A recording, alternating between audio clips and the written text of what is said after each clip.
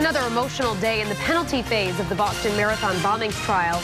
Today, the jury that must decide whether to put Dzhokhar Tsarnaev to death saw a damaging photo of the convicted bomber and heard from more victims and survivors. The jury also heard from the family of MIT officer Sean Collier, who was gunned down days after the bombings. Eyewitness News reporter Kelly Sullivan is live in the newsroom now with the latest. Well, Collier's stepfather described the officer's gruesome injuries as the prosecution continues to portray Dzhokhar Tsarnaev as a cold-blooded terrorist who does not deserve to live.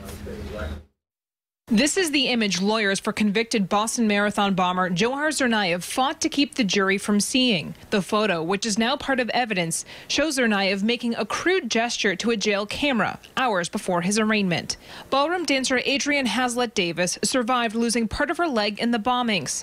Through tears, she said she called out to her husband, Adam, "I thought that because I couldn't hear myself scream, I was dead." She told jurors she came to court alone because her husband bravely admitted himself to a mental facility.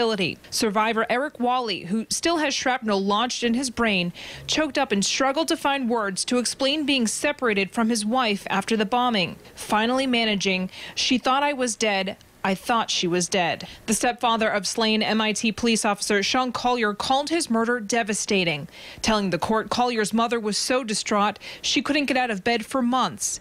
He said when they saw Collier's body, he had a hole in his head. He was shot to pieces. "My wife was touching him and his blood is coming off on her hands." And the government could wrap up its case in the penalty phase as early as tomorrow. Tsarnaev's lawyers, though, are not cross-examining victims or their families. Reporting live in the newsroom, I'm Kelly Sullivan, Eyewitness News.